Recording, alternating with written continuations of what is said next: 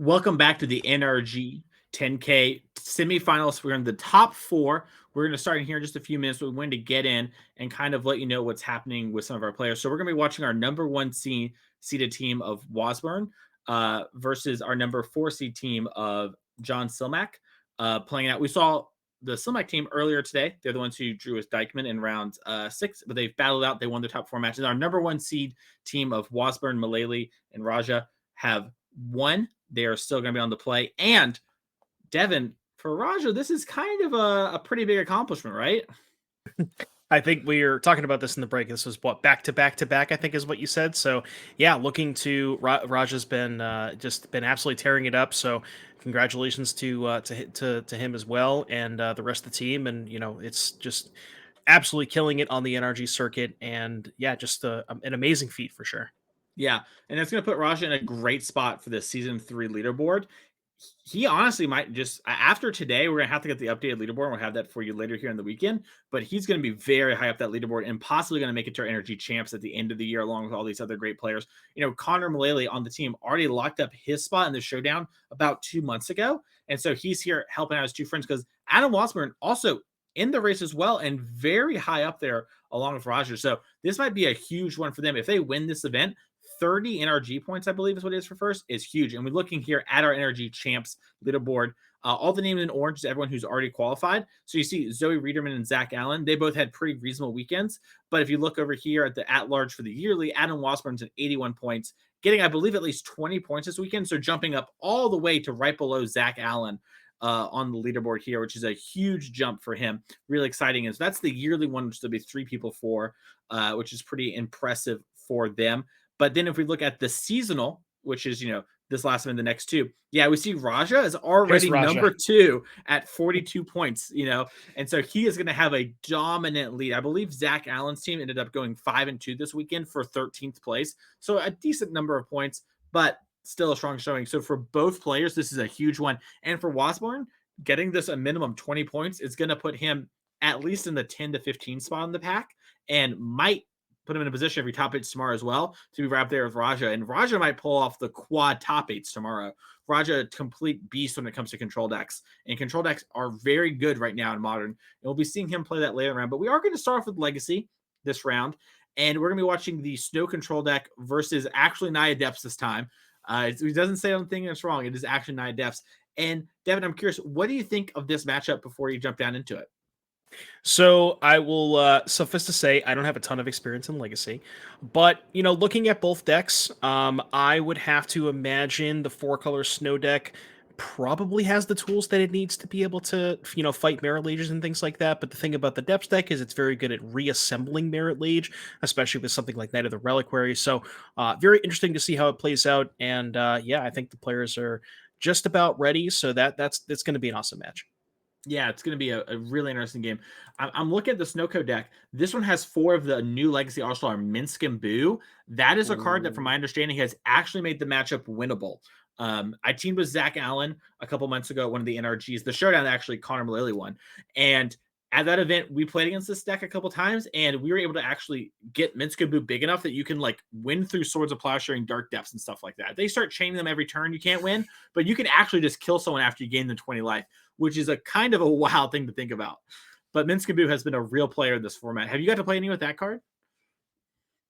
No, I haven't had the opportunity to play any Legacy, but I have watched a little bit of coverage. I've seen people play with it, watch some Menguchi Legacy videos, and he's been playing a lot of that card, and it does look like a very, very powerful card, and just really awesome that with these kinds of commander products. I know that there's maybe some people that don't enjoy them, but it's just really nice to be able to get powerful cards like this into Legacy, because there's with a card like this, you can't print it into Modern, you can't print it into Standard, Pioneer, anything like that. So just really nice to be able to see a card like this just being so dominant, so powerful. Yeah, and usurping cards like Jace the Mind Sculptor as well. We don't see any sort of those cards anymore. Maybe a one of, but you see so many Minsk and Boos because it just generates you more advantage than a card like Jace the Mind Sculptor does, which is kind of weird. It also just has a lower rate of replacement. we are just going to be one more in here. The players are double checking the deck list. Once again, our top 4 event is open deck list. So, you want to look at the deck list. If you're in the RC in Atlanta coming up for DreamHack, that's something you might want to practice doing with your friends. Take a minute, look over the deck list, kind of look for the key cards that matter. And then that way, go into the game like, oh, dang, my opponent has 2 main deck spell pierce. That's important to know. And maybe that will come up in your game. So the players are doing that right now. But yeah, Minsk and Boo, I'm going to say it, Devin. I think it's like the 3rd or 4th strongest Planeswalker of all time. I think Oko, Ren, Minsk, and Boo. That's where I'm at. It's got a lot of words on it. Very, very, the ability to, it kind of plays offense and defense, and that's what's really nice about it. Just being able to, create this massive board presence with the hamster, putting 3 counters on it, and then just also, like you said, the ability to just kind of one-shot people. You can get the hamsters get very, very large, and even just, obviously just access removal, replaces itself with more hamsters. Just all around an incredibly powerful card, and I do agree with you. Hopefully we get to see some hamsters being flung. I hope so too. By the way, a little fun fact, both these teams had to find emergency thirds. So these emergency thirds have apparently gone really well. I'm not sure who is who on the emergency thing for each team, but it's kind of exciting and a really cool narrative, especially if you win the tournament. Oh yeah, that's awesome. Just the day before, can I don't know if you were in that spot, but your teammates just like, hey, I don't feel like going, maybe I'm sick or something like that, and just the exhilaration or the exhilarating being able to just find that third, just kind of hey, is anybody available? Because a lot of people last minute they have their own teams, and just being able to last minute find that third person and then make it all the way to the top 4. It's a really incredible story, and it happened twice. So really, congratulations to both these teams. Yeah, they say lightning doesn't strike twice, but I'm hard pressed to not true. So yeah, really crazy. I actually am very curious to kind of see and hear more about that. Maybe we'll get a chance to talk to the players after this round. Looks like they're just about finishing up double checking the deck list, and we're gonna hop on down there. But worth noting that the team of Wasburn and Mullaly and Sulaiman, they are all on the play. They are the first seed. They will always be on the play for game 1 for the rest of our top 8 next 2 rounds. So that's a huge advantage. And do you think that advantage matters though in a format like Legacy in this kind of matchup? Yes. I mean, play draw most of the time it's gonna matter in a lot of different formats. I think with this matchup, just being able to kind of get your card advantage engines out before the Naya Depths deck can get something like a Knight of the Reliquary out could be pretty important.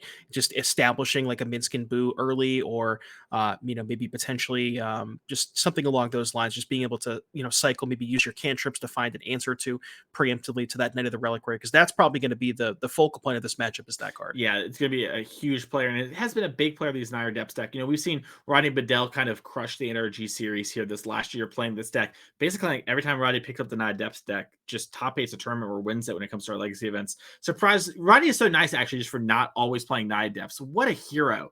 But we have seen that where Knight of the Reliquary has been such a huge part of these decks and kind of gives you this real kind of game plan access. So it's going to be interesting to see how those games do play off. We in the modern seats, which we'll get to later, we have Azorius control, I believe, versus 4-color control again, which that's going to go kind of long. Historically speaking, the 4-color decks were really good against the Azorius deck because you actually just had more cards than them, and they all kind of mattered. So you just had more answers than the blue-white control player had threats, and winning the game was kind of a byproduct. Has that stayed true in your experience post the Yorion banning? I mean, I haven't been playing a ton with either of those decks, but I think from what I've seen, it just at least when the decks, if you look at them on paper, Yorion was a big part of that matchup because it was the inevitability. And I believe this is the Karuga-less version. Let me take a quick look at it. If we look here, yeah, this is the Kahira version, which is a massive downgrade when you're playing the blue-white control deck. You'd much rather have Karuga to be able to kind of refuel and get that, kind of that card advantage late game. So that could be a big deciding factor. But, turn 2 Ren and 6 still pretty powerful in that matchup. Yeah, a card that has to be answered. So it's be really interesting to see what happens there. Look, sure, sure. So what we're gonna do is Pioneer's already playing the Legacy player. I think someone's running to the bathroom or something, but we're gonna watch some Pioneer. We're gonna hop over to Legacy in a minute. Don't worry, chat. We have an exciting matchup for you. We're gonna throw you down to the mono green mirror match. Mana, love mana, and it comes down here. Looks like we're gonna have a Karn the Great Creator on the side of John over here. He's a really big part of the mirror. Also has an Ogre Troll, 2 Elves, and a Nykthos. Meanwhile, from Connor, no stranger to the Mono Green mirror, has a Cavalier of Thorns just off screen, a Kiora of his own, and an Old Growth Troll along with 2 Llanowar Elves. And it looks like there's a Karn behind the lands. I wonder if that's maybe to signify we've used Karn this turn or something. I'm unsure why Karn is behind the lands, but maybe that's like the lands in front style, you know?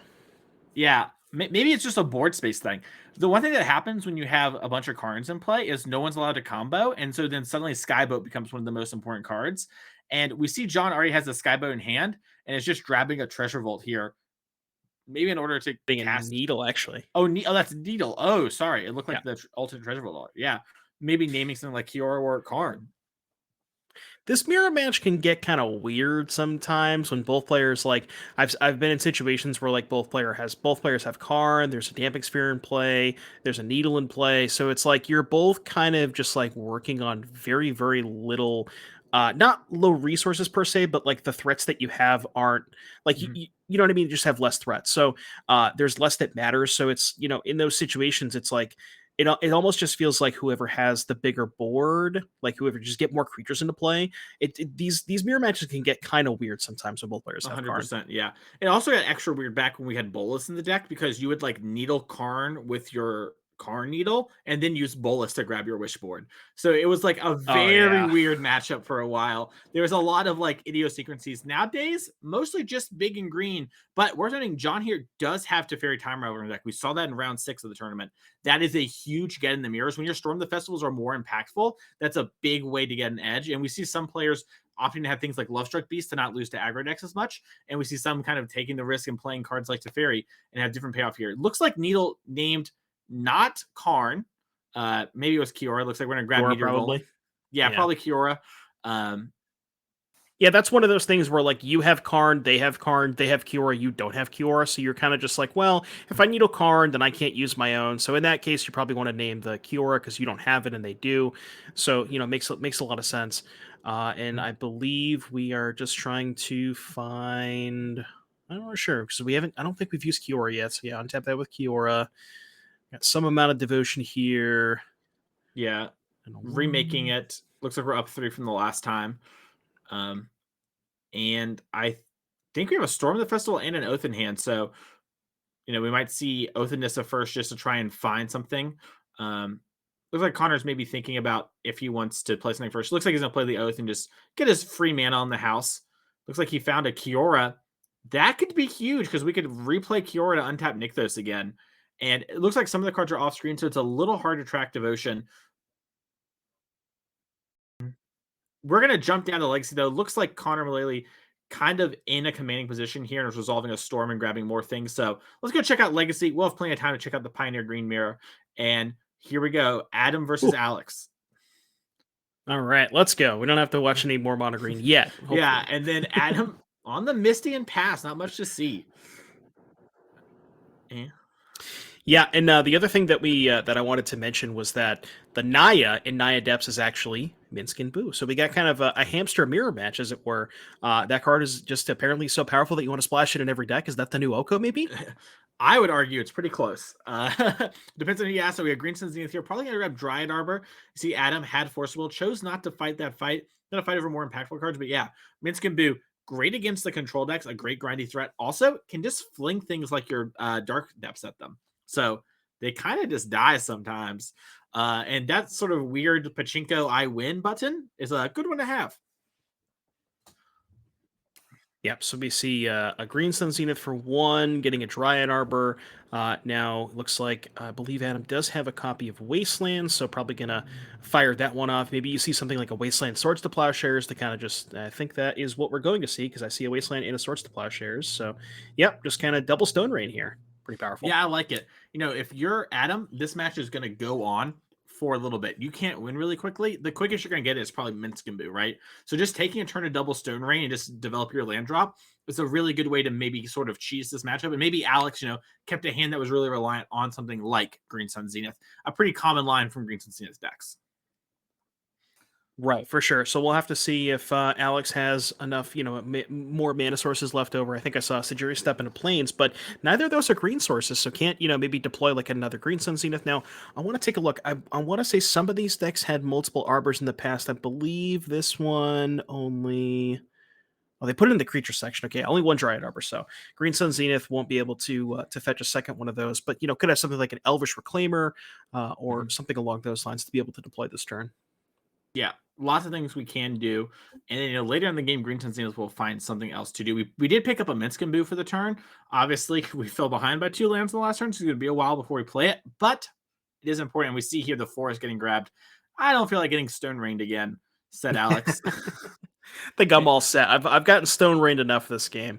And the Reclaimer, if it does survive, could get something like a Flagstone to Trocaire. The Flagstones get sacrificed. That's Minsc mana. So, if the Reclaimer represents, the ability to ramp you up to that Minsc boot if it does survive. So that's, a potential pretty powerful line for Alex here if Adam doesn't have another Swords to Plowshares, or I think we got Prismatic Endings in here, I'm assuming. Yeah, but if there's no Swords to Plowshares or Prismatic Ending, then yeah. Yeah, we see Alex pick up another Green Sun Zenith, and we just saw Adam play land go. And we expect a lot of turns like that from Adam here while we are still in the developing stages. And Alex with another basic, really not going to get ever wastelanded again. These decks do play Loam, typically from Adam's side. So that is pretty backbreaking against this deck if that happens to you. So playing around it, Adam's choosing to only play 1 life in the Loam this weekend. But open deck list, you can kind of respect it, not much else going on. And like Devin, you mentioned, we can go get Flagstones now. We're getting really close to that Minsc and Boo mana. Yeah, we can, maybe something like sacrifice planes, get a Flagstones, the turn after, sacrifice the Flagstones, maybe get something like maybe your own Wasteland, but I guess you don't really want to Wasteland the Savannah if you're playing towards Minsc, but yeah, just being able to ramp with that Flagstones could be pretty effective. Adam's only on 80 cards, 2 copies of Wastelands, the 1 copy of Loam, so just has access to it if the game does go long, but it's not something that, like you said, it's not like he's, that's not his primary. Yep. And we did say Adam here just develop the snow-covered mountain, pick up the Orion, and pass the turn. So we do have a blue card for force now if things get too hairy. But for the most part, not much going on, like we kind of expected here from Adam. And then, as expected, Alex goes and gets Flagstones of Tarkir. Just a good one to sack. Right, and even after getting double Wastelanded, once we untap and be able to sacrifice this Flagstones, we just got all of our mana back. So it's almost like not to say that Adam, obviously Adam's play was kind of scripted on turn 1, but Alex is recovering very nicely here with this Reclaimer for sure. And looks like there's also a Green Sun Zenith that could potentially get something like a Knight of the Reliquary, so it has 2 powerful 4-mana plays lined up next turn to maybe fight through the Force of Will after the first play gets forced. Now, looks like we're not going for sacrificing Flagstones here. We're going to Zenith for 1, which I'm assuming gets another Reclaimer. The only other option is Sylvan Safekeeper. Yeah, it might have been a Sylvan.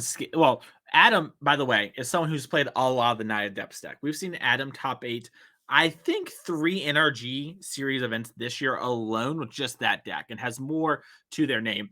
So Adam, well aware of what could go on here, and probably is like, hey, my hand can't beat a Sylvan Safekeeper, nor can it maybe even beat a 3/4. So I'm just gonna take care of this one and move on with the day. Yeah, I mean, even that's the thing, right? If you get another Reclaimer, you can just go beatdowns. Yeah, just 2, 3, 4s, just get it done. And with Adam maybe not being able to answer the first one, because you kind of assume that if he could have answered the first one, he would have by now. Well, you wouldn't have got on tap with the Reclaimer a couple times. I think we're going for lining up an iteration here. Loam. Yeah, I think we picked up the Prismatic Ending too. So this might be a Loam, get a Wasteland, waste your land again, and then Prismatic ending this Reclaimer, and start turn the corner again. Oh, looks like we're crop rotating. Ooh, Bajuka Bog maybe? There is a Bajuka Bog in the main deck. Now, I'm wondering, would you go after the Wasteland or would you go after the Loam? I guess you probably go after the Wasteland because that also gets the fetches too. Yeah, so. I think you get the fetches too, which is kind of nice. Obviously, long term, this play is a little risky, but short term, we do probably resolve Minsc and Boo. We used a Force of Will in the last turn, pitching Yorion, which is a pretty key card. And I think Adam here, after using the Prismatic Ending, has only 2 cards. So if you play Minsc and Adam forces, well, you didn't get your Minsc and Boo, but bonus points, Adam has nothing left.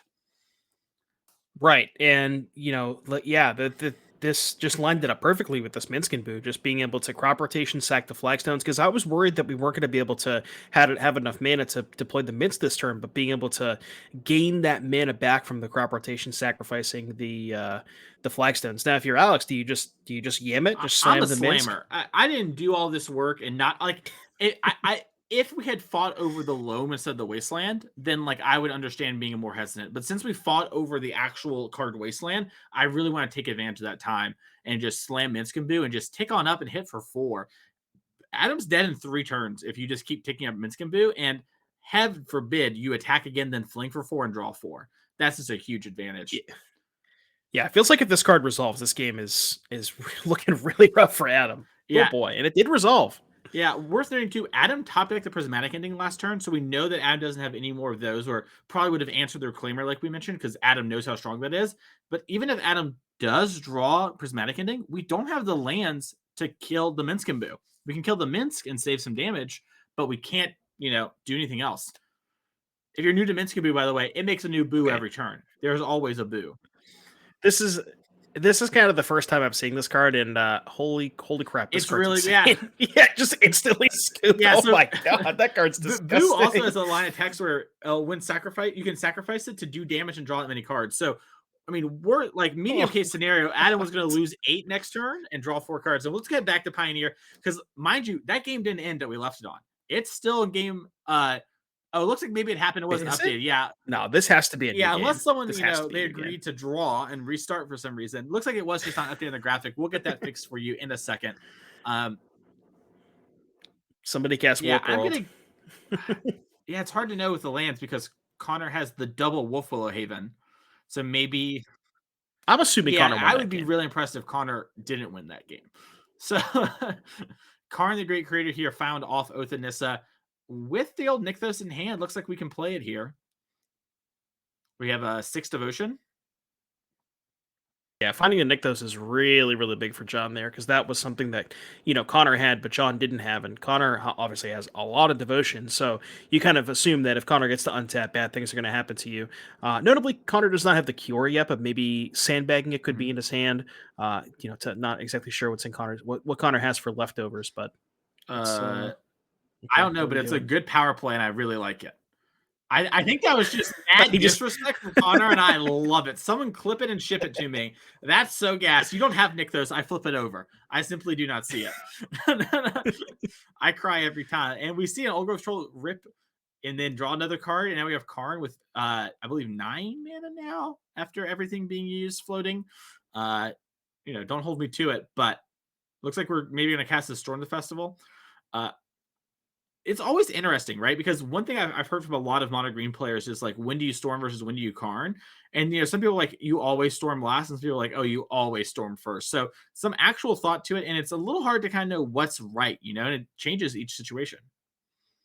When I'm in spots like this, I tend to just kind of shuffle up my hand and pick a card at random. If I have like a storm at a Karn, it's just like, but yeah, you're right. It kind of depends on the board, depends on how much devotion you have, and also depends on what you're looking for, right? If you're looking for something very specific, like a way to untap a Nykthos, maybe you don't have enough mana with a Karn, or you can have to plan out your what you're going to be doing with the rest of that mana well in advance before you decide what spell you want to lead on, right? You kind of have to plan out 100%. We're going to use that last floating mana, play Karn the Great Creator here, and we're going to see what's in the old wishy board.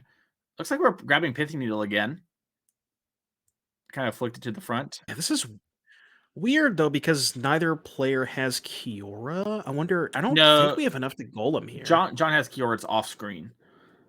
Oh, it was hiding. Yeah, it was hiding just above their seed in the tournament, and that's how we untapped the Nykthos. But yeah, looks like we're maybe grabbing Meteor Golem for a future turn, maybe a boat. Boat's a really good one to grab for future turns too, because it kills opposing Karns. Once again, when you get 2 Karns in play, having a boat is a good way to sort of start clearing them up. Right, and it also kind of makes Connor play, it in a little bit of a different way, because if you know that the boat is there, you don't really want to downtick your Karn, because then your Karn's going to die to boat. But it's almost like a sub game, right? It's like the boat versus Karn sub game. When do you downtick, when do you uptick, kind of thing. Yep, and then we see John here just deploy an elf, and looks like Connor is sporting the Lovestruck Beast this weekend, has a store in the festival as well, and an Old Growth Troll. And we're going to start things off here with Old Growth Troll. Just get, our Dark Ritual for free, get some more in there, and then activate our Nykthos here. Looks like we have 10 Devotion, which is kind of nice. We're going to use 6 of it on a Storm the Festival. So let's see what Connor hits. Yeah, now there is a card in play for John, so Connor does have to answer that card before we can, sort of go infinite with stuff like Chain Veil. But if we'll take a look at Connor's deck list, I want to see if there are Boat's main deck. Let me just take a quick look. It looks like there are 0 copies, so Connor decided to go for the 3 Lovestruck Beasts in the flex spots. So the only way that Connor's going to be able to hit that Boat is off of Karn. But, if Connor has enough mana that he can probably eventually storm into a Karn get a Boat kill the Karn, hit another Karn, get the Chain Veil. I'm assuming this game should be over this turn. Yeah, we see Connor resolving Oath into Sahir, grabbing an Elf. It's got some mana laying around. Excuse me.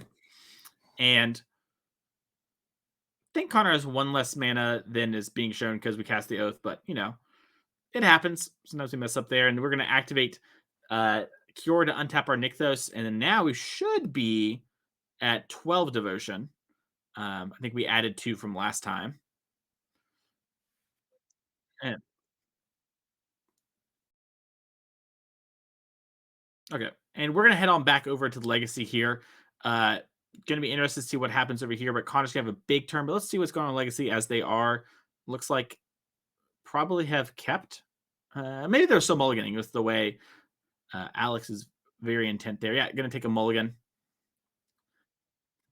Yeah, it looks like Alex's hand was like a Reb, bunch of lands. I didn't quite see what the spells were, but not quite exactly what Alex is looking for. Maybe wants to look for more of kind of an aggressive start. Like Alex has a lot of 1-drops that he can play, specifically the 4 Green Suns and the 4 Elvish Reclaimers. So maybe he wants to mulligan to try and look for some early pressure, kind of try and get under Adam, because obviously the way that Adam's deck is structured, if the game goes long, the longer the game goes, Adam might be a little bit more of a favorite. 100%. Yeah, and we saw too how even with Alex not having the strongest start in the world, just had a totally reasonable one, but forced Adam to answer all of it, and then got the one thing and pulled far ahead. And Minskaboo really strong. Like we talked earlier on the broadcast, how I was saying how I think it's one of the strongest walkers we've ever had printed. Takes over the game really quickly, but something like Neither Reliquary would have also done a really similar thing in that position. And so that puts a lot of pressure on you to have these good opening hands, because you don't want to sit around and do nothing. You want to force Adam to have to be answering while you're still setting up and not giving him that free development time. Right. The other thing that I wanted to mention, a very important point, Adam has 4 copies of Minsk and Alex has 2. So I'm just going to assume that Adam is favored because of 4 Minsk versus 2. But that's just kind of how math works, 4 right? is twice as much as 2, and 2 is half as much as 4. Yeah. Wow. Wow. There you go. See? And we've determined that Minsk is the most powerful card in both of these decks. So gotta be close. Gotta be close. I can't imagine many better. Maybe Brainstorm. I don't know. Brainstorm's kind of overrated. Anyways, draw for turn before chat gets me. Get a rep. And it looks like just a little Savannah. Is that Savannah or an island? Oh yeah. Savannah. I was gonna say it's the exact same start as game number 1 here.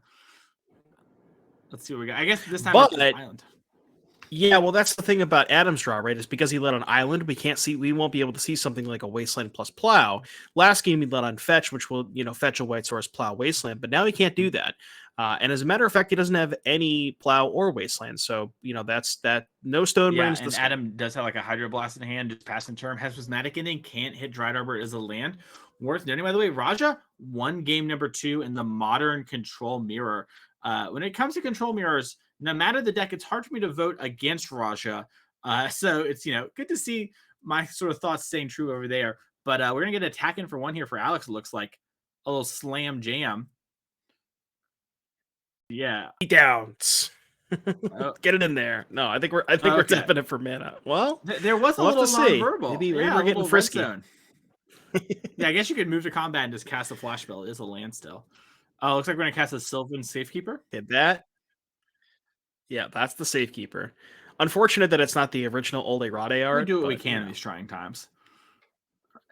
It looks like we might get a Brainstorm response. Once again, Adam has played the Naya Depths deck a lot, so Adam knows what this deck is capable of and how important certain cards are. Sometimes you'll see in Legacy, like, oh, there's a lot of weird decks. Maybe I play this, this deck only when the team events come around. I'm not used to all the intricacies. Not Adam. Adam plays Legacy all the time and plays these two decks. So Adam is, probably the expert on both sides of the table, someone who just mastered both the decks here. We are going to see Brainstorm, we're going to see the Sylvan Safekeeper resolve, and then a Yavimaya Cradle into the Elvish Reclaimer. Yep, and we saw Elvish Reclaimer did a lot of work that last game, being able to find something like a Flagstone to Trocare, which was especially powerful against Adam's, kind of mana denial strategy with the Source to Plowshare's Wasteland. And, there's also just plenty of lands that we can get with this. Let me just pull up the deck list real quick. So we can get something like a Caracas, which I guess is maybe not going to help that much in this matchup, but we can get Wastelands of our own. We can obviously set up the Dark Depths Thespian stage, Bajuka Bog, which obviously, broke up the Life from the Loam stuff last game. And then just looking quickly over the sideboard, not too much else on the sideboard, but yeah, just, even when you're not ramping with something like a Flagstone to Trocare, just being able to, the utility that it provides and the fact that it, it is essentially a threat in and of itself because it does set up the 100%. combo, and we are going to see an end of turn. On our turn here, Swords to Plowshare. Looks like we're targeting the Sylvan Safekeeper. Going to force Alex to sacrifice a land if we want to keep this. Looks like there's some conversation with the teammate, maybe Justin. Brickman here might be used to doing this. By the way, Brickman, we talked about Raja on the triple top 8 in a row. Brickman on the back-to-back. Top 8'd our Modern 5K last weekend with the same deck. So maybe a little bit of a rematch there for them as well, as we are going to see the Swords of Plowshare resolve and gain 1 life. Did you know? So I was just interesting. going to say that Swords of Plowshare was designed off Solitude. Did you know that? That's why they're so similar. Yeah. I did not know that. No, that's good to know. That's why it's weaker. Interesting. I was gonna. It's not from Modern Horizons too. That's why.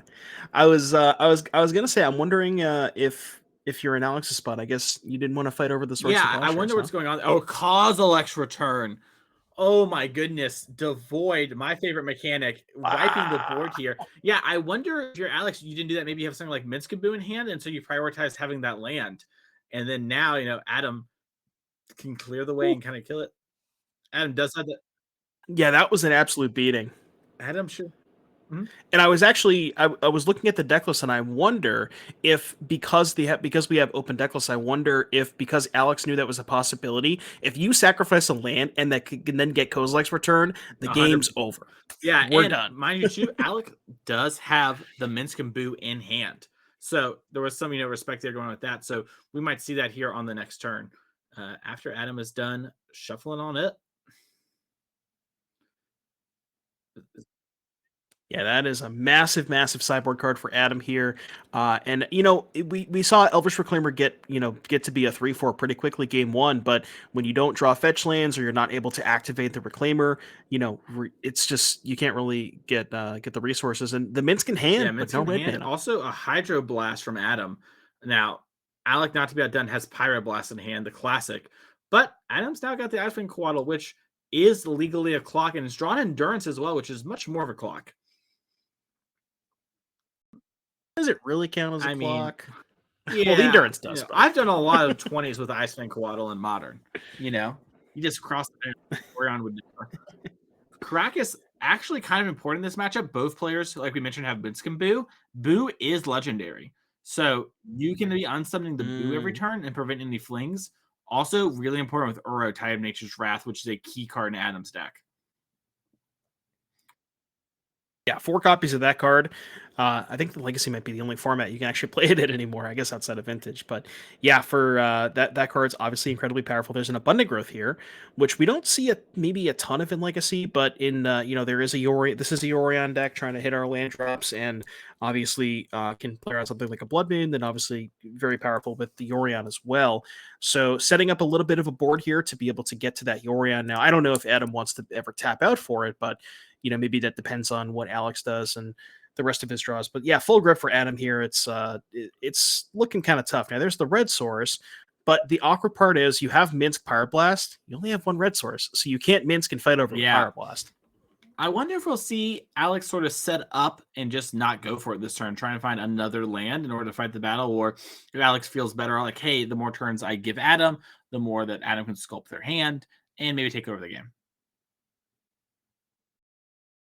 Yeah, it's kind of tough. Like you kind of, if you're in Alex's spot, you kind of have to assume that Minsk is not resolving. But maybe you just also feel like if you wait a turn, it's just going to get worse. It's a really rough spot for Alex. But looks like we're fetching main phase, so I'm assuming that means we're going to go for Yeah, something. possibly the plan is just draw another Minskimbu. Yeah, Well, you just yeah, that works too. But it's yeah. only Well, two copies. we got enough, just enough.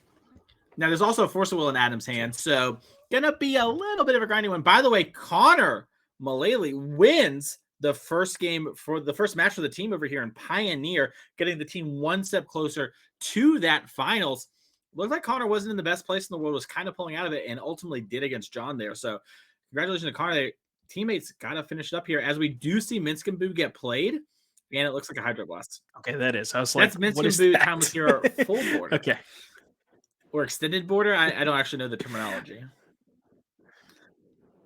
Yeah, well, this is like the Guess That Triumph game. I had never seen that art before, so that's actually why they I got the job, is because I could always get those things right. By the way, we just cracked 15,000 followers here on the NRG series Twitch channel. Thank you all so much. If you enjoy these paper tournaments, make sure to click the follow. That way we know that y'all are liking it and you won't miss any of the action. You get that go live notification. And you have a Twitch Prime, maybe consider dropping in here, maybe a raw tier 1. Who knows? Devin will shout you out possibly.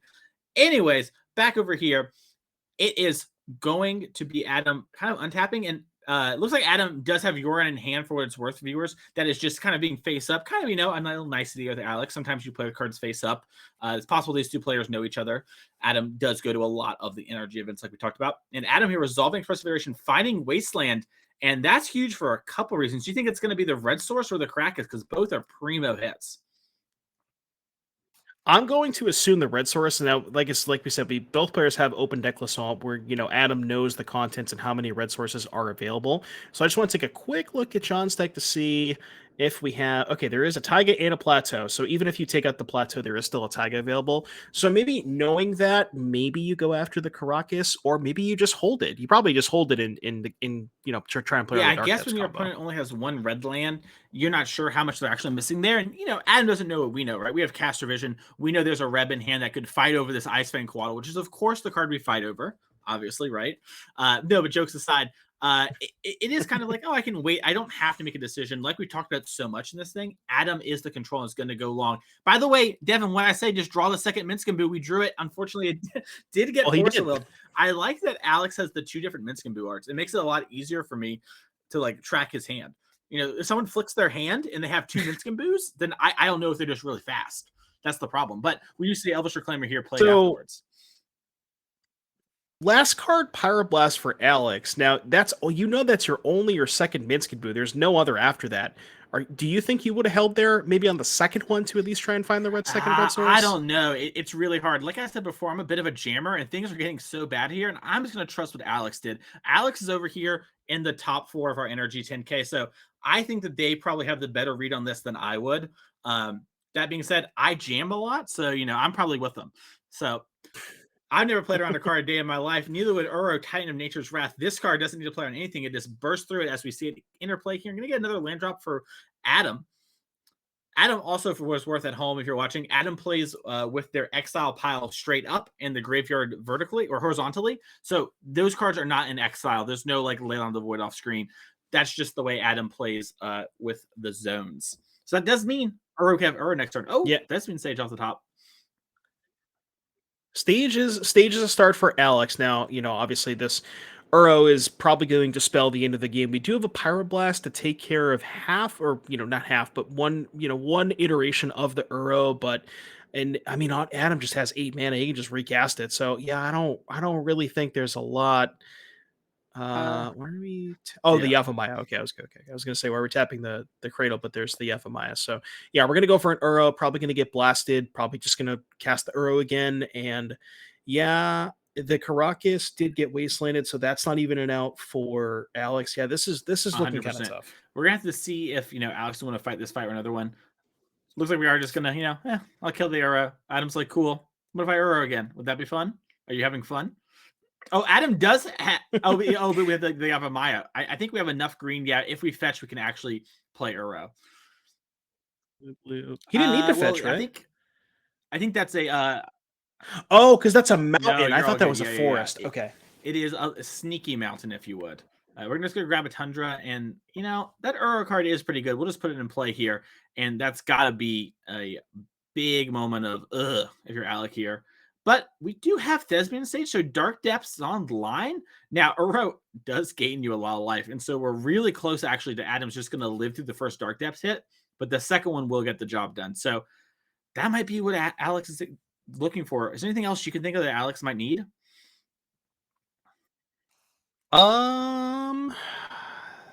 I mean, I don't think there's not a second copy of Caracas like in the sideboard, is there? Let me just take a quick look here. I think it's just the one Caracas. So looking at the deck list here, how does Alex get out of this? I mean, there is Prismatic Ending, and we do have the red mana, so we could hypothetically Prismatic Ending the Uro. That might be a start. Also, maybe looking for there is a third copy of Minsk and Boo in the sideboard. I hadn't noticed that, so that could be something that was most likely brought in. But I don't know if that really fights maybe that doesn't fight the Uro that well. Yeah, I mean, at this point, it's pretty much just Prismatic Ending is really all that Alex is looking for. And like you said, maybe trying to set up the combo and hope that Adam doesn't have a Swords to Plowshares or something 100%. along those lines. And we see Adam here playing Yorion. Probably just going to flicker our 2 draw effects here. No need to flicker Uro. Although I have seen Uro get flickered before. Sometimes you just really need 3 life. We're going to move the Abundant Growth onto the forest. A little trick you can do. You can also put that on your fetch land. Now, in Legacy, you typically want to hold your fetches for actually using Brainstorm and such. But in Modern, it's something that you actually typically used to do. We have Endurance here. A little late, but, it will make it that if we answer this Uro, it would not come back immediately. Fashionably late, as the kids like to say. Ooh, protection. Get it in there. Let's go. All right. Yeah, that's enough. And Alex has lost game number 2 there. And we're going to have to go to game number 3. Let's see if we could check in on Modern real quick. I know it's a control mirror, and these two are probably going to take a minute to sideboard anyways. Looks like, yeah, we're going back to the sideboard. All right, so Raja here on the left playing blue-white control. It's straight blue-white. There's no Wrenn and 6 or anything like that, I believe, from Raja's deck list. Still just only using the Triumphs for Leyline Binding versus Justin Brickman, who is playing a more pure 4-color deck of old. And it looks like Raja has the key card to Fairy Time Raveler in play, making it so Brickman's counterspells are going to be turned off and Leyline Bindings can't be used at instant speed. Oh yeah, Teferi definitely one of the more important cards in this matchup. Looks like Justin's resolving an Omnath. Potentially, maybe can do something with that. I don't know if he's already played a land this turn. Maybe he could get some mana that way. Maybe pick up Kahira. And I actually so Raja just didn't even fight over the Omnath. Are you surprised? Yeah, I was going to say, Raja is, I think, the person that I would least like to play in a control mirror against, even like the 4-color control deck back in the Yorion heyday, which is something that I, am pretty apt to do most of the time.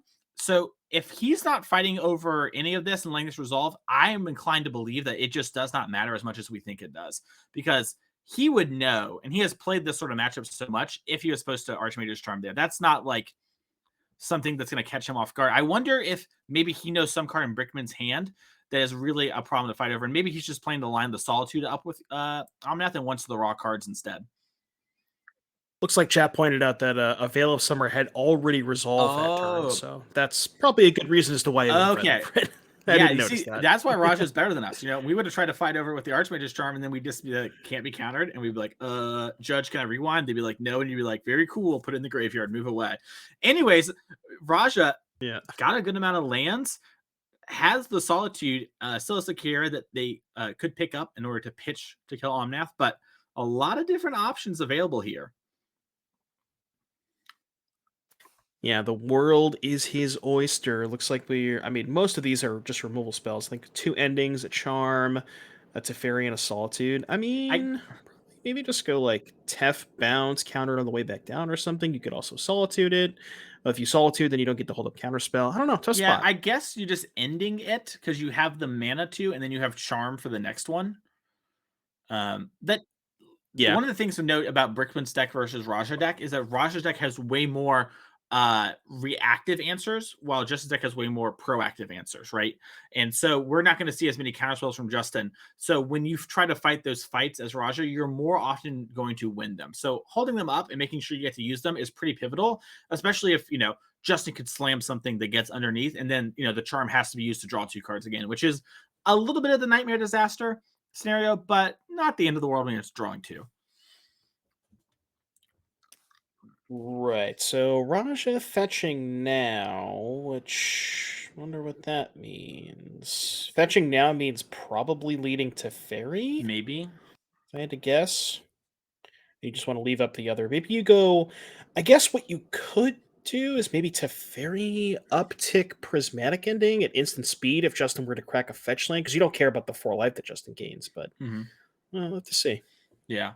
What do you think Connor's doing? Because Connor won his game and his 2 teammates are just masters of their craft. I'm probably going and getting the teammates. I'm gonna go grab the boys some hot dogs or something, bring him back. Can't talk Yeah. anymore, but you just hand them the dog, the little glizzy. You're like, here you go, teammate. I believe in you. Because you don't want to give away any information to the teammates there. Adam knows both those decks, master of both. We don't need to need anything there. But we do see the Teferi unsummon the Omnath and just the passing of the turn with the counterspell mana up. And it looks like Brickman.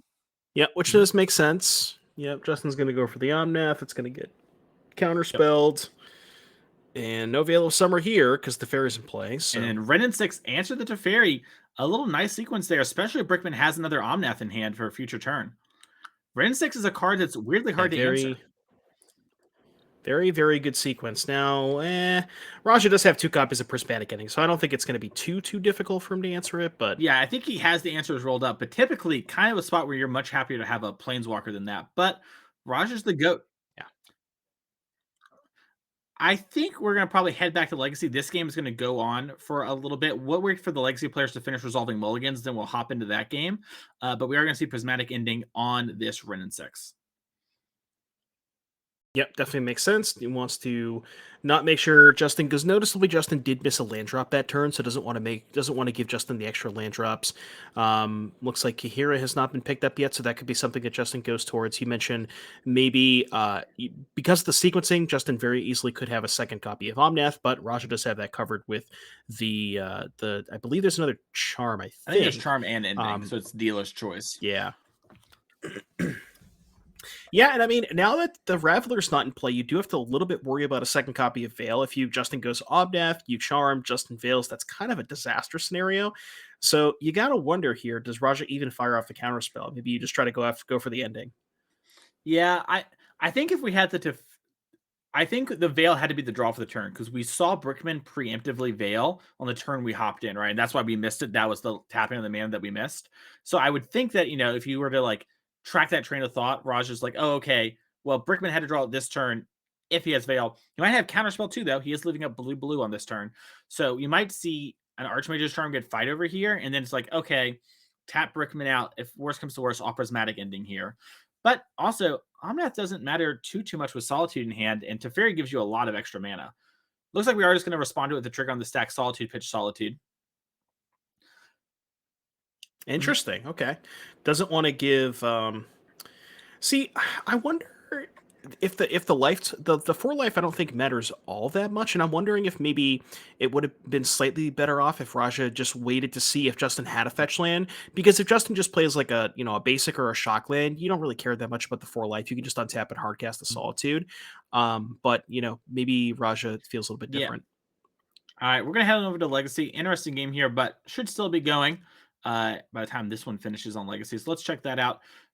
Looks like Adam has kept, and Alex is double checking the turn 1. There's a lot of 1-drops in this Naya's depth deck, so it's really easy to keep and just be like, oh wait, double check. This is the right sequence, right? Like, I actually want to do it this way. And it's easy to doubt yourself when you're in the top 4 of this event, especially a team event, right? Your whole team is relying on you right now, and also maybe Brickman's asking you a question at the same time. Looks like we're looking over there, so these sort of things happen. Right. And, we saw Alex Mulligan, I think Alex went to 6 that game. So you just, really wants to try and have, we talked about, we Alex really wants to try and get under Adam. Doesn't want to let Adam get set up and establish the the threats and get toward the mid game, towards the late game.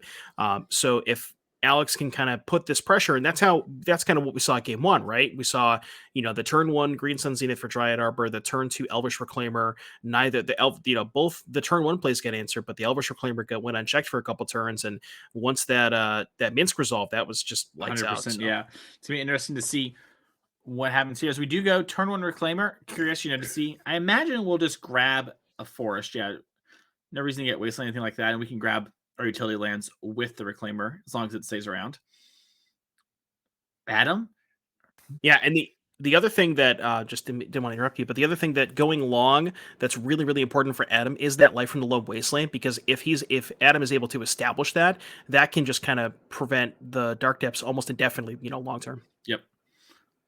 Yeah, and it looks like Adam's just gonna fetch up a snow-covered island here and then cast a little ponder. Wow, this feels like a rite of passage, Devin. I get to commentate someone pondering and fiddling with their cards. It's my least favorite thing in Magic, and now I get to do it here in the booth. And for years, I would grow up watching Cedric and Patrick do it, and now I get to have that moment. It's a real wow, you've made it, son moment.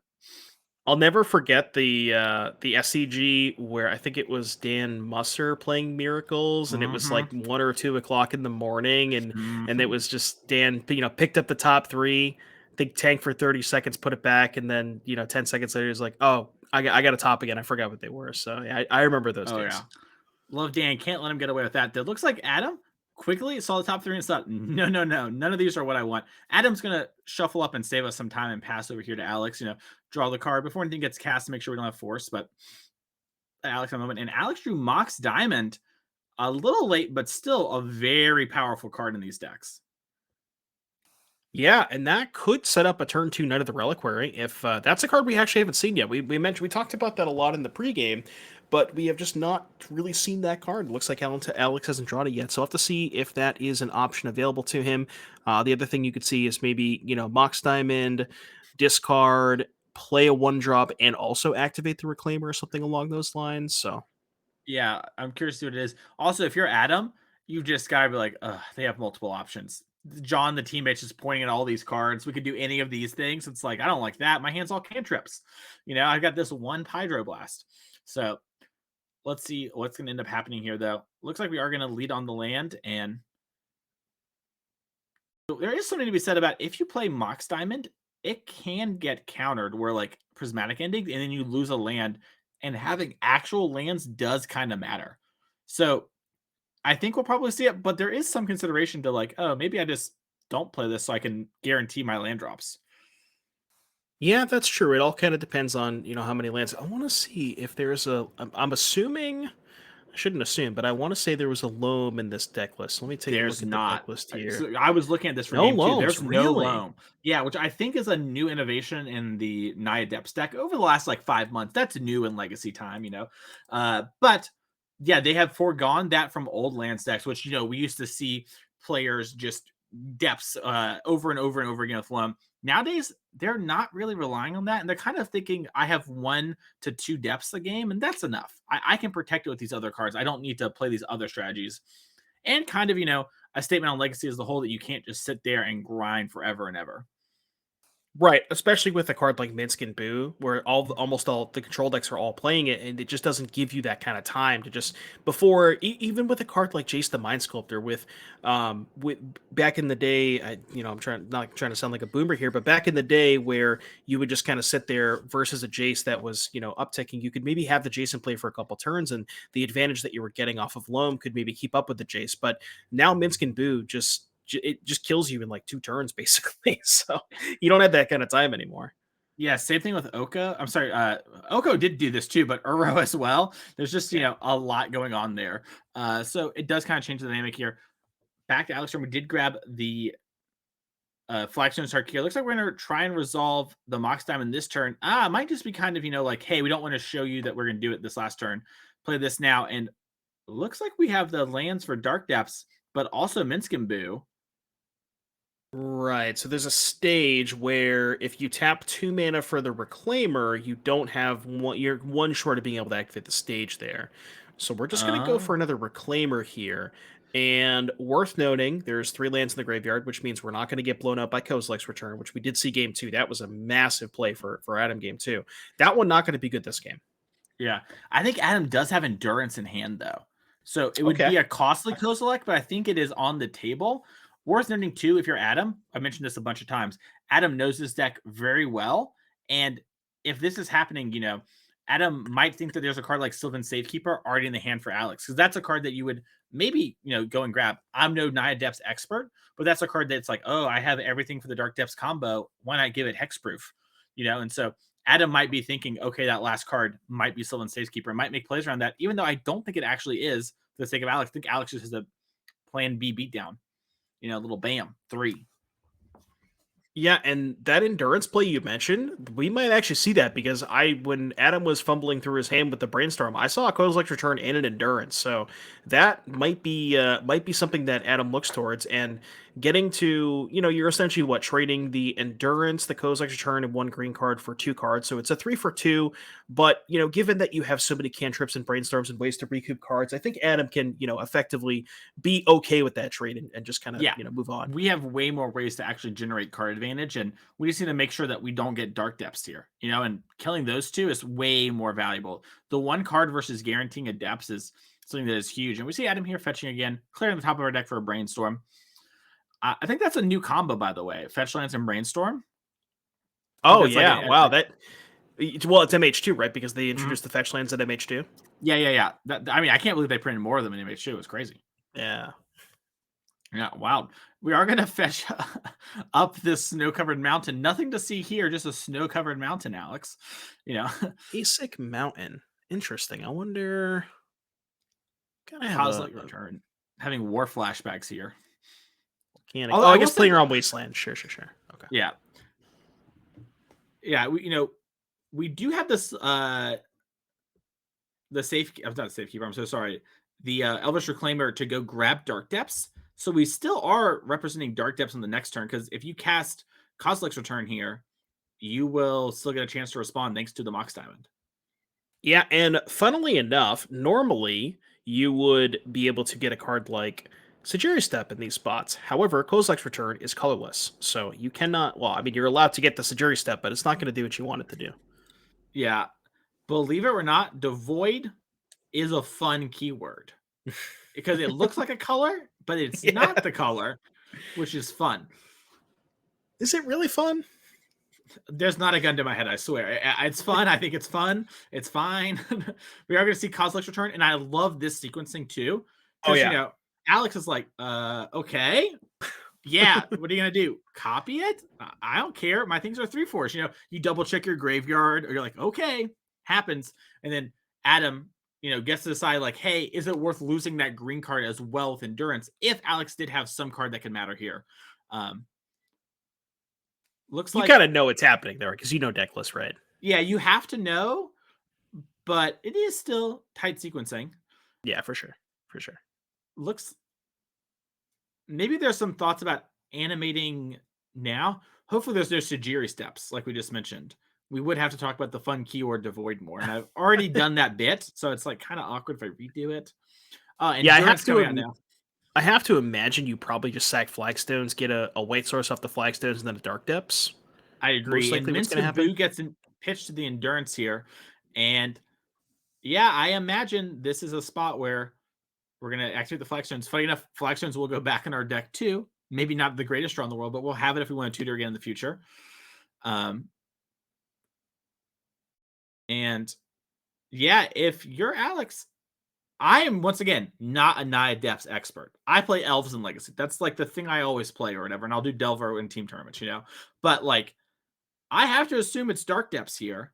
Now, this is where they do something different that's way better. And we get to go, oh, dang, they're so smart. But Dark Depths is a 20/20 and Adam's at 17. So I feel F checks out. Yeah. It even lives through an Uro active. You play an Uro, you go to 20, still dead. Okay. There it is. Doing our due diligence, and I will say, I have mad respect for do the due diligence. Whatever, it's already 8:00 at night. one more minute is not going to be the end of the world, and it could be the end of your tournament if you miss something small. So grabbing Dark Depths here. We're going to put 10 counters on Dark Depths. Probably going to take a while to get rid of all those counters. Or you can copy it with Thespian Stage. We haven't seen this trick before. Thespian Stage will be a new copy of Dark Depths. Legend Rule will happen, but your new Dark Depths has no counters, so you get the 2020 Merit Lage token, which is indestructible. So Adam's deck can kill that. It has Prismatic Ending and Swords of Plowshare. Worth noting, Adam has no white mana right now, and Alex can very easily beat Swords of Plowshare because Adam is not above the 20 life. If Adam was at 21 life, very easily could disregard this, go to 1 again, and kind of Prismatic Ending it and win. However, not the case now. So you were talking about all this fancy combo stuff with Thespian Stage. I thought we were just manually trying to pay 3 mana a turn. And, Yeah, I'm with you. Yeah, I mean, I like working for my things too. That's how my pa raised me. Anyways, we're bringing up that was a massive draw step for Alex because, like you said, we were looking for that Sylvan Safekeeper because that's the one way that we can protect our Merit Lage token. Yeah, and if that hits the board, it's going to be bad news for Adam. Worth mentioning, Brickman won that game that we saw with the active Teferi Hero Dominaria. So they're in game 3 of that control mirror. We are probably going to get to see that if Adam does not clutch it for the team here. Worth mentioning, once again, Connor Lilly won the mono green mirror about 20 minutes ago and has just been helping the team out, getting some glizzies, getting that Gatorade wasn't there a second ago. If you look on the floor, that's probably Connor. That's just real team player stuff. So we're seeing a moment here figuring out, okay, do I play the Sylvan Safekeeper now? Do I wait for the next turn? What is best for me? Because you could play it on the next turn and then, you lose the Swords to Plowshares, I guess. But if you play this now, maybe it's like ending actually becomes a real card. It's an interesting little Watts we're playing. So it wasn't a Sylvan Safekeeper, it was a Green Sun Zenith, and Oh. there's no land, so you can't Green Sun for 1 and also activate the Thespian Stage. That's what Alex is thinking about here. So I think that the dilemma is, do we fire off the Green Sun, not make the Dark Depths, put the Safekeeper into play, or do we just jam? Now, I'm going to ask you, I was going to ask you what you would do, but I already know your answer because you said you would always jam, so. I'm a slam jam. You ever watch Space Jam? Taught me a lot as a kid. But yeah, I think here, the thing about this too is that you get to play around Prismatic Ending and that sort of thing because Adam, once again, is below 20 life, right? If Adam was at 21, maybe I kind of like setting this up and kind of playing a more defensive role. Doing this on the main phase. Yeah. I don't know if I like that. So you're playing around Wasteland, but there's only 2 Wastelands. There's 4 copies of Prismatic Ending. Yeah, 4 endings and 4 Swords of Plowshares. Looks like we have Abundant Growth on the mountain. That's important because we needed that white mana. I think we drew a white card. Uh-oh. Chat can't see me, but I'm like leaning my head over to see if I can figure it out, even though I know that never works, but yeah, you play the shooting game and you move with it, I gotta dodge the bullet. Yeah, I feel you. But Adam, I have to imagine that if Adam drew a Prismatic Ending, we would see it get slammed. Looks like we're playing a Coatl. Boy. Well, that's a blocker. It is a blocker. And worth noting, Death Touch not on doesn't really matter, but we do have Rebs in our deck. Any Tajiri Steppers? Thespian Stagers. So you can Green Sun for... I mean, you could... This is still honestly not that bad, right? You attack, force the chump block, and now you can just get the Safekeeper. And you have 3 protection, essentially, because you have 3 lands. So this is honestly still probably a fine spot for Alex. Yeah, I have to assume Alex's favorite here. That tap out moment, was kind of the like shields down. And you see from Adam's nonverbal, right? All game, Adam's very meticulous. Picks up there, drops in the yard, can feel it slipping away. Adam knows these decks. And we maybe are grabbing Knight of the Reliquary. Knight would have Summoning Sickness still. This is a thing too where Green Sun Zenith, you can do more than you actually search for. So Alex might be trying to trick Adam, knowing there's no dazes or anything, and knows, my hand's just another land or whatever. I can't do anything. And there's no point in bluffing it. And if you do it for 3, now you don't forget. Maybe you look through your deck and you're like, I really wanted this Endurance for some reason. I wonder if he's getting Raminap. That could be something he's pointing towards too. No, just gets a Safekeeper. Sylvan Safey.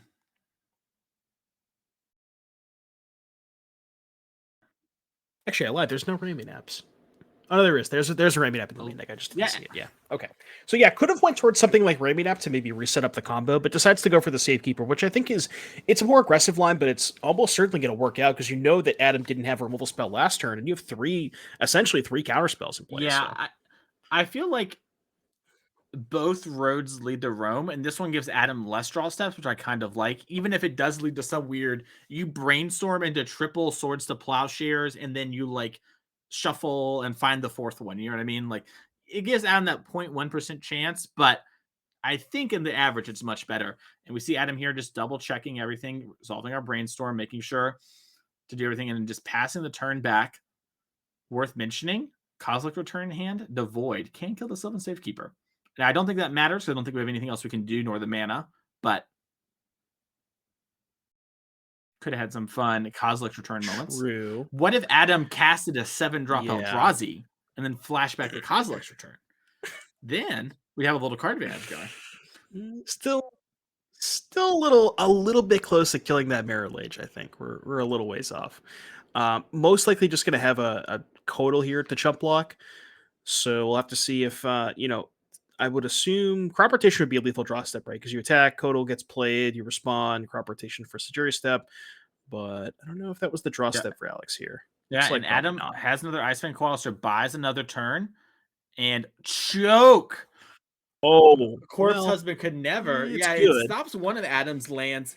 Worth noting, Adam only has one blue land because of the snow-covered mountain, which makes cantripping into the answer much harder. That's also the only one, and Adam conceding there, dead. Let's hop over to Modern because this is the penultimate match. And we're going to see here, we're mid-control mirror.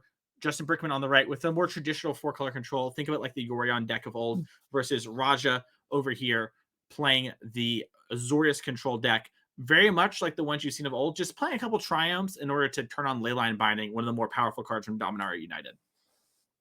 Oh yeah, that card has been an absolute.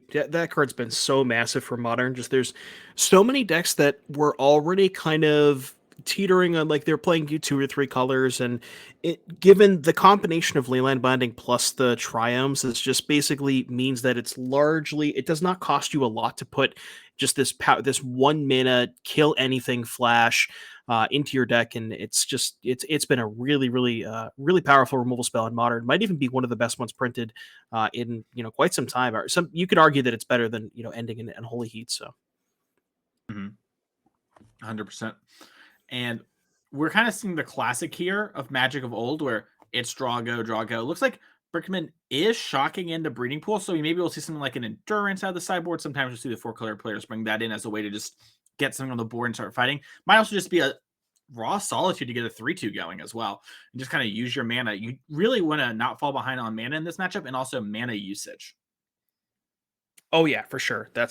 We're just gonna go for a Solitude here. Okay, I like that. Yeah, just get the threat into play. There's not a lot of creatures in Raja's deck anyway, so you know that your Solitude trigger, ETB trigger, is not really it's not worth a ton.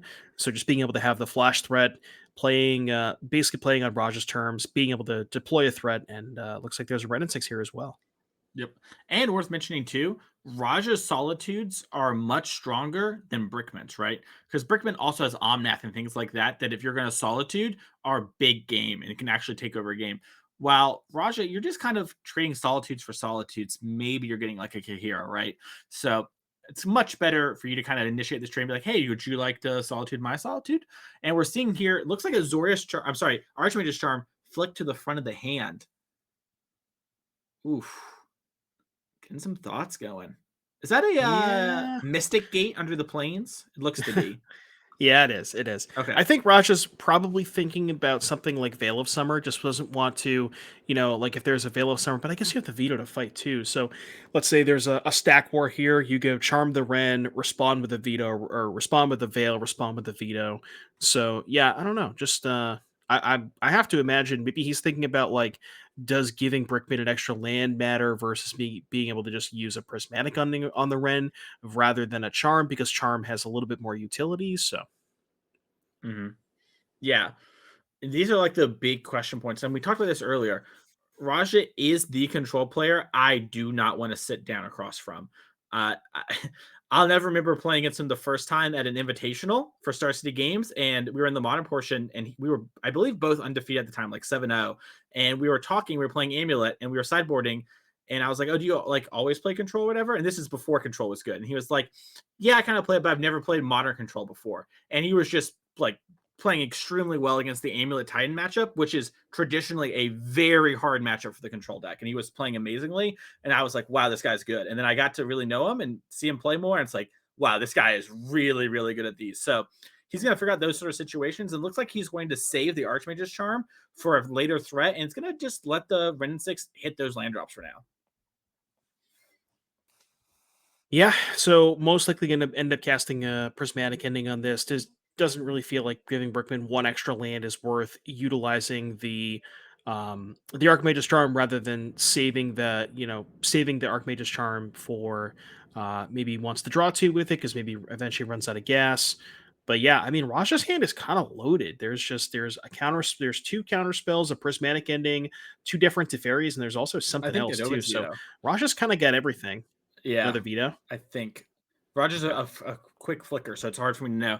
Also, just worth mentioning, there's something to be said about like tanking that long and then fighting over it on your turn, because Brickman's like, well, I think I'm going to lose this counter war, or maybe not, and so just doesn't want to fight the fight, which is sometimes not right. Sometimes you just have to start fighting fights and hope that they have less counter spells than you have threats.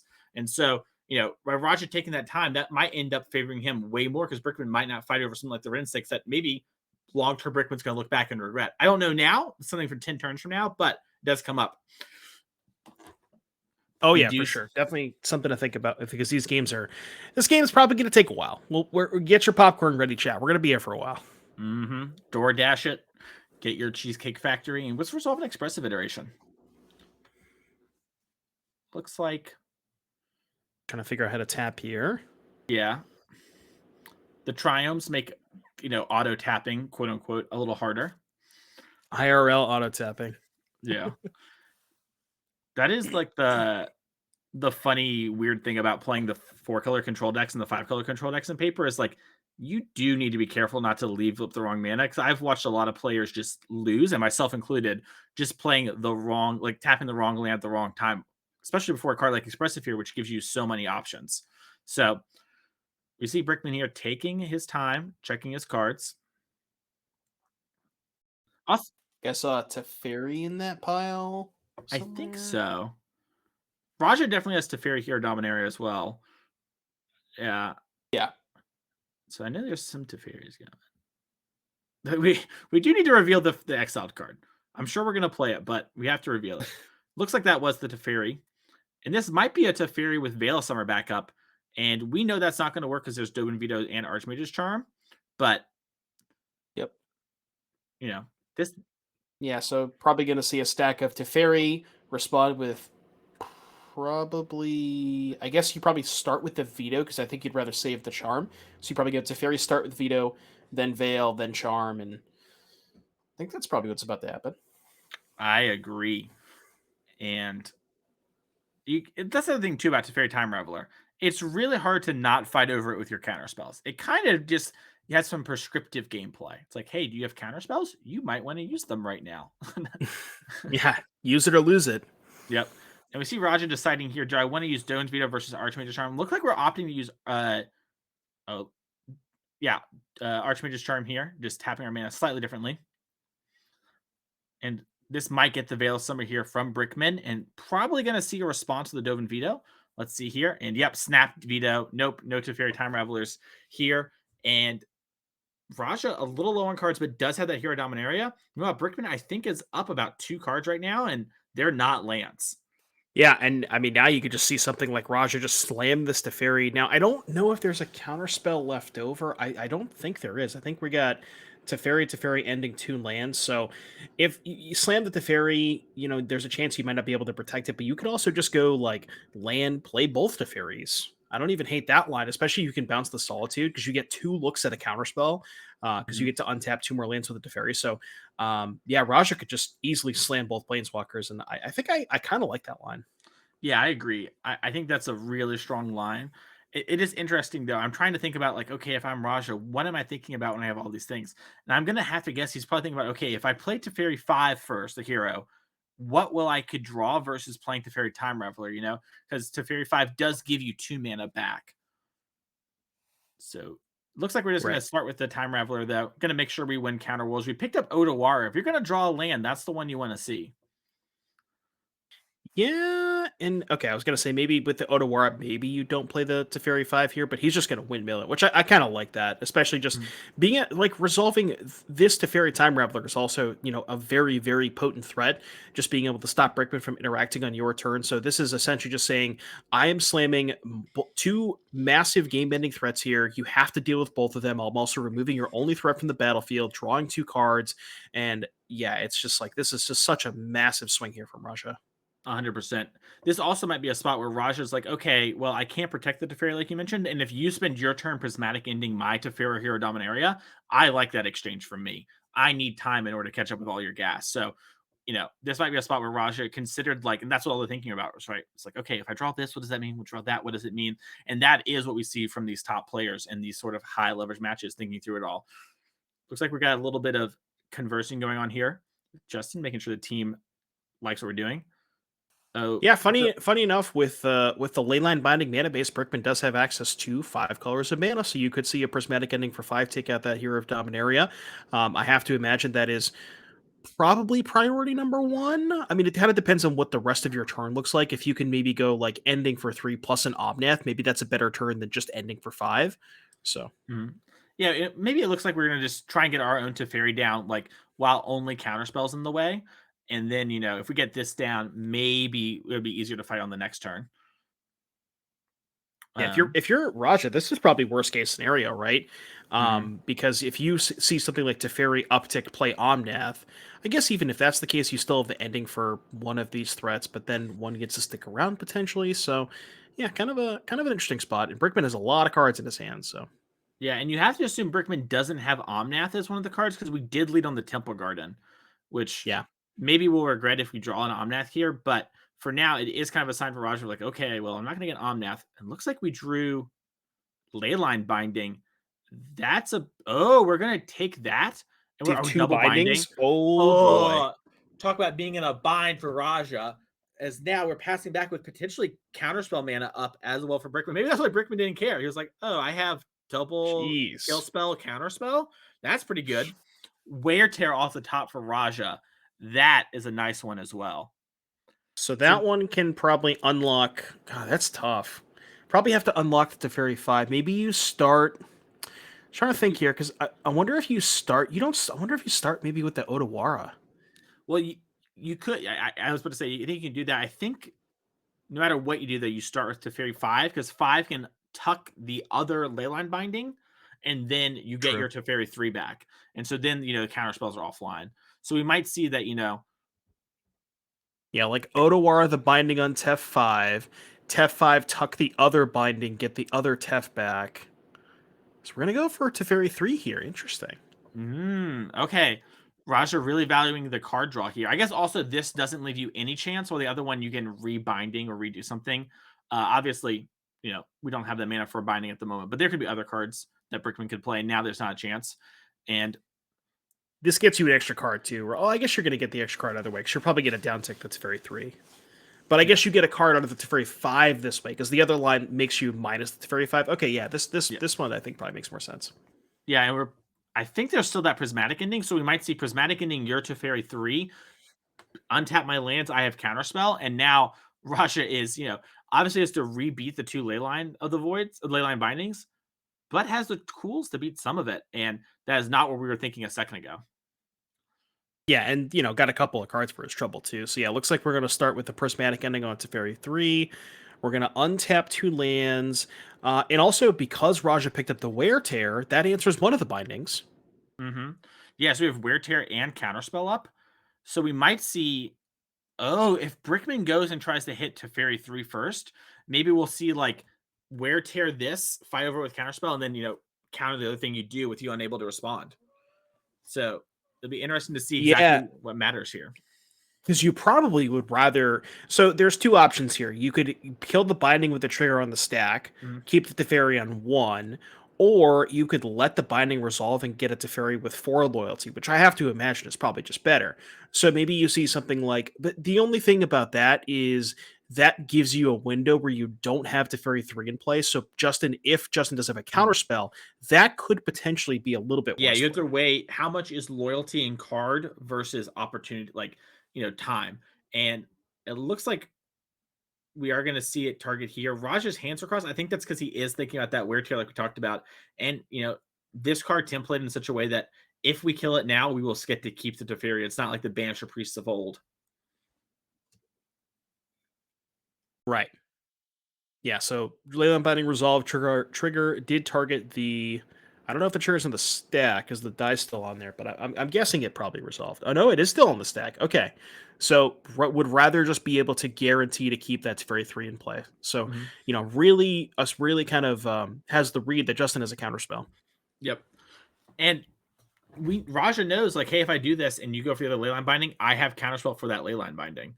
So Right. you're gonna get to resolve your next thing, but I know I get to keep my things. So that's the case. And Brickman's like, I It's a think pretty I'd good rather next express thing. iteration. Yeah. It's Looks this. like there's some clarification from the table, probably seeing what happened there. Oh, okay, yeah, with the trigger on the stack. Yeah, it's not worded like the other Oblivion Ring-esque type effects of old, where they used to have two separate triggers, but I want to think they say they started that with Banishing Light, where they just kind of made it all one trigger. So if you kill it with the trigger on the stack, it never actually leaves the battlefield. Yep. Good change. Make Magic more accessible. Agreed. Agreed. Looks like we're tanking on what we're gonna pick off the Express Federation here. This is, by the way, one of the key reasons why this matchup used to be a problem. We dropped the card. Looks like we're all good there. Floor spotter, everything. But anyways, Express Federation, big card advantage spell. Teferi Hero Dominaria, another big card advantage spell, but takes way more to kind of protect and keep around as we've seen so far this game, while Express Federation gives you that instant card advantage. And that is something that we have seen time and time again be a big player in Modern. So looks like we have Omnath as pickup. I'm not sure what the exile card was. It looks to be maybe a land. I think so, Yeah. yeah, Misty. Yep, playing the Misty. We're going to lead on Leyline Binding here, it seems. I like this too. You could Omnath first and try and get the extra mana, but you've already played the land, so you kind of ruled that line out. But either way, your Omnath could get killed with the trigger on the stack, and then you're just kind of down your whole turn. So I think this is much better. Just try and fight this fight, see what happens, and then figure out your follow-up threat from there. Yeah, it also kind of makes more sense to lead on Binding because that's the one that Raja knows about, and he doesn't know about the Omnath. So, not knowing the contents of Justin's hand, Raja's more likely to try and fight over this Binding. And if the Binding is fought over, I think you're happy either way. But maybe for Justin's side, given the rest of maybe the contents of the rest of your hand, maybe you'd rather resolve the Omnath. Yeah, maybe. And it looks like we're going to resolve another expressive. I wonder if Brickman is just like, well, if I leyline binding right now as is, I have to hit Teferi 5 because Teferi 5 just resets the Teferi 3 if I binding it. And so maybe Brickman's just trying to like set up some other things. But regardless, we've expressed Federation. It looks like we hit a Ren 6 in the exile zone, which we do have the mana to cast. And that actually is pretty big because it will kill the Teferi Time Raveler. And it looks like Raja's taking Yeah. resolve. Yeah, so the looks like Raja is prioritizing the Teferi 5 because he knows about the leyline binding, which I think makes sense at this point because the Teferi being at one loyalty, it's a little bit more susceptible, and also the Teferi 5 gives you more cards, and Raja is kind of out of gas at this point. Yeah, we see Brickman here also doing it here to try and maybe play around multiple counter spells, from hand or whatever, where maybe something like Archmage's Charm requires more mana. But Raja here did draw Teferi 3. And we hit Archmage's Charm. That's a big one. Just constant counter spells. And that is the difference. These are two control decks. But like we mentioned before, Raja's deck has way more reactive answers, right? We get something in play, we can protect it. Not really a problem. Well, Brickman's deck can answer the thing. So Raja kind of is always trying to run Brickman out of cards, and probably going to see a Teferi take up here as to not just instantly die to the Ren 6. It also kind of sort of feels a little bit like Brickman's answers are a little bit little bit less efficient, something like a Fury, or I guess more prismatic endings. But yeah, just being able to, like you said, just have more copies of Counterspell and Archmage's Charm, which gives you some flexibility while also being able to protect your planeswalkers rather than have to like commit more threats to the board, because that's kind of what most of Brickman's answers are. Outside of Leyline Binding, it's like I have to play Omnath and more creatures to try to get to your planeswalkers, and Raja just has the ability to just have more 2-mana counter spells, Yep, things we like see that. Raja pick up Kahira and play Kahira, which is Raja's now answer to the Ren 6, which is a card that could have became a problem, but now we at least have it checked, so Brickman's going to have to do something. Now, we know Brickman has Omnath in hand, so that's going to be able to block, but Brickman is going to have to get through Raja's Archmage's Charm. Looks like we do have enough mana to double Omnath if we choose to do it that way. Nothing to see here, just separating 2 piles of 4 mana that can make Omnath, no reason. Why would we ever do that? Yeah, I'm just being a little silly goose, Raja. Will you let it resolve? Raja is going to fetch up the island and do the old cancel variant on Archmage's Charm here. And worth noting, Brickman hasn't minus the Ren yet or ticked it up. So we still have some options available there. Something like Fury if we wanted to. If we had like a land for turn. No, you to kill the Teferi. I think we're probably just going to see it tick up after the Ren 6 hits play, and we wanted to just try and draw our card first. Yeah, so we'll see Omnath here. Ren and 6 is going to grab a land, and we'll have to see if Justin has something to deploy off of this 5 mana. I think that was a red card. That might have been a Fury. Maybe, yeah. And we have the Ren 6 we can tick up. Also, worth noting, we can just play a fetch and wait and try and get the trigger to do 4 damage to all the walkers. True. Yeah, that is a good point. So it's a little risky because your Omnath can obviously get answered. But if you don't have anything good to play, it's honestly sometimes just the line. Because also, we're talking about walkers card advantage. Raja's at 9. Raja's kind of close. That's very true. That 4 damage is very, very relevant. Even if it's not killing the planeswalkers, just being able to kind of dome shot Raja for 5, get a little bit towards these planeswalkers. The Kahira's not doing too much in the face of the 4/4. So, yep. And we know Raja's last card in hand, just another fetch land. Brickman doesn't know that, but fix up the planes here and tapped it. So maybe we're going to see a Solitude. Yeah, just main phase the Solitude actually, and answered that. And I wonder if Raja left any verdicts in, maybe just one or something like that in case something like this happens. But Brickman's being like, hey, you better have verdicts. Otherwise, I'm going to answer these walkers where you're going to need to use them in a reactive way. yeah, let's take a look at Raja's deck list to see how many Raja ripped a verdicts. Scalding Karn. Uh-oh. It's not a good draw step. Yeah, only one verdict in the 75. Only one. It's all we need. That is true. Looks we're gonna tick up the Teferi. I guess that makes it so it's pretty hard to kill. We drew Prismatic Ending. Whew. That's huge. Okay. So that can take out the Omnath. Omnath in check. Solitude we can unsummon, and we get to live through the Ren 6 ping. So we are still in a pretty good spot, all things considered. By the way, Brickman still has Kahira to grab later. Small, but does kind of come up on these low life totals with the Lord effect from Kahira. Yeah, that's true too. And just obviously the 3/2 body help being able to clear out these planeswalkers, potentially maybe get towards Raj's life total. So yeah, that's another aspect, another angle that Justin could take. Now, this is the third Omnath, right? I think so. The game is bleeding a little bit. I believe it is at least the second, probably the third. So not Jace the Mind Sculptor. Ooh, that's a good one. That one's greater than that qualifies as a good draw step.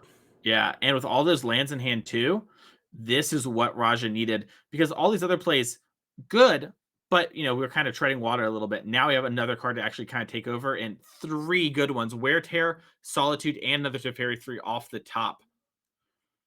Whew. Yeah, this is I don't want to call it yet, but this is this one's looking pretty good for Raja here, especially because we have the answer to the Omnath. This is looking really good for Raja. Yeah. Funny enough, the holding a fetch land line kind of coming back to where it would have been very nice, if you had the other Omnath in hand. Also worth mentioning, Brickman kind of pulled ahead there in the mid game, right? didn't have many lands, had a bunch of spells, and resolved a bunch of expressive iterations over the last 2 turns. Expressive iteration is kind of your card to catch back up, and Brickman kind of used them to push himself ahead. Now, that's fine, but if these Planeswalkers stick around, using them that way might catch up to Brickman here because you won't be able to find those exact answers you're looking for. As we see Raja here, Prismatic Ending for all 4 colors needed, thanks to the Triomes. Yep, got the what's the Triumph that he tapped that turn? Oh, that's Zagoth Triumph, the bug one. Damn it. I thought I was gonna get you on that one. No. No. You're too good at this. We need to find somebody to replace Mason who's less good at the Triumph game so I can win it. Dang. That'd be hard. Well, it'd be hard to replace me, but easy to find someone who's worse at than me. I'm the goat. As we see Justin Brickman here, tap 2, I think, for expressive iteration. Yep. That's a start, right? That's when you're facing down 2 Teferis and a Jace, getting a 2 from 1 off the iteration is definitely a start. But the other thing that you talked about, just because Brickman's answers are a lot more proactive than reactive, there's not like Brickman doesn't have a lot that can answer this battlefield outside of something like lane line binding, which I believe there was at least 2 copies already gone, right? One got countered, one got wear-teared. So there's not a lot of those left. I believe there's only 1 Omnath left, which I think that is now in play. But there's just not a lot of stuff that Brickman has that can really answer this battlefield. Agreed. And Brickman has some cards like Dovin's Veto he's brought in, but as long as Teferi Time Raveler is in play, that doesn't matter.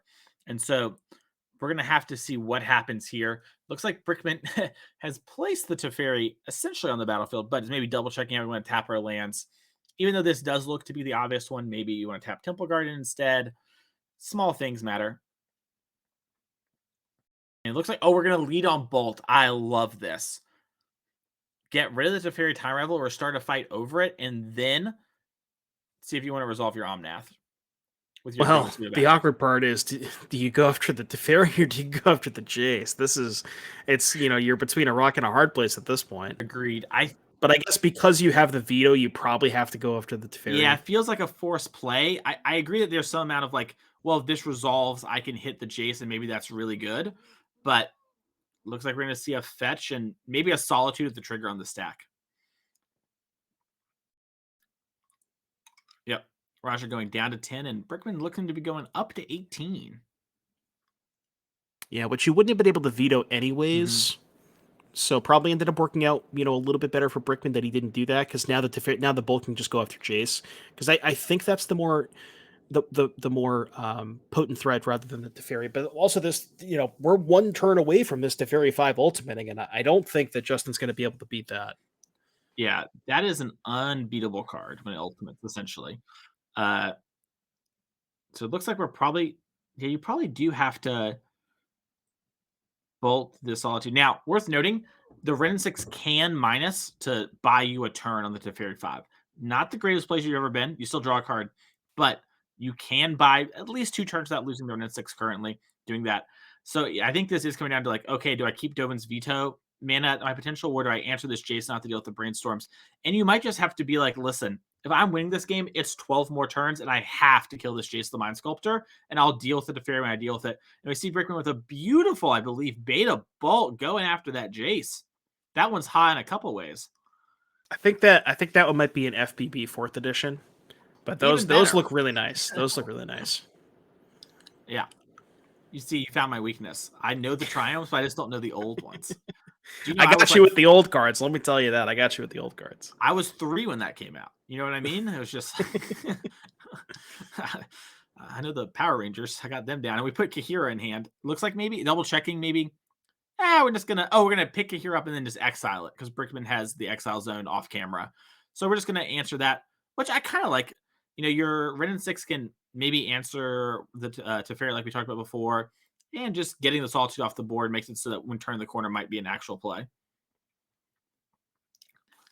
Yeah, just trying to protect the Ren 6 for as long as possible. But even, in the face of that Teferi ultimate, that Rakes doesn't work out in your favor, because Ren goes to 5, Tef ultimates, Ren goes to 6, and then Tef kills it. So Yeah, this is, Justin really has to find a prismatic ending or the name that's escaping me, Blayland binding, for this to fairy, or I feel like we might just be done here. Agreed. And once again, those cards aren't even permanent answers, right? We see Raja has a second Teferi Time Reveler in hand, and we could see something like take up, wait a turn with a Teferi 3 already in play, and then unsummon it, play a new one, and kind of move forward. So it's going to be a little bit of an interesting dance here, as I'm not sure what Raja drew for turn. He's keeping it a little close to the chest right now. Looks like at least a Misty was one of the cards, which I don't think was one of the lands we knew before. I believe it was Tarn and the Windswept Heath. So just pass back. And Brickman does have 7. Now, the thing about Renin 6 is your 7-card hands, when you've been Renin for a while, they're not as strong as one might think at first. And the minus here on the Teferi 5 is a good sign if you're Raja. Yeah, if you're in Brickman seat, that's definitely that's like kind of your last resort play. And yeah, very, very happy to see that if you're Raja. Now, it doesn't deploy the Solitude. Could have gone after the Ren and 6 there, but maybe feels like the Ren and 6 is kind of just not that threatening in the grand scheme of things, because as long as you're kind of outpacing it, excuse me, with the Teferi, then you probably don't care too much about it. So 100%. And the Renin 6 is like your goal as Raja is, yeah, winning the game matters, but because you have more reactive answers than 4-color has threats, you can actually run them out of threats, which is ironically the inverse of the old problem. The old problem was the 4-color deck, well, part of the problem is they had such an answer density that you didn't have enough threats to overpower as many answers as they have. So now we're going to see the Solitude get deployed and then picked up with our Teferi. So we have an answer for, maybe the 4th Omnath, another Teferi, or anything like that. So yeah, Raja in a commanding position now has Archmage's Charm up as well. And Brickman has some counter spells, but that Teferi Time Raveler is just turning them all off. And I think Brickman's about to concede. Yeah, he's going to get ulted by Teferi. Just all the counter spells couldn't keep up. And that's it. Raja Sulaiman has won the match for his team. So Connor, Raja, Adam are into the finals of the NRG 10K here today. Wow. What a wild round. That was such a sick one to see. We're going to give the players a little bit of time, I think, before we start our finals. But really, that was such a interesting matchup. So we're going to take a quick break real quick, and then we're going to set up for our finals and let everyone know what's going on. So we'll be right back. Buckle up, and we'll see you soon here for the finals.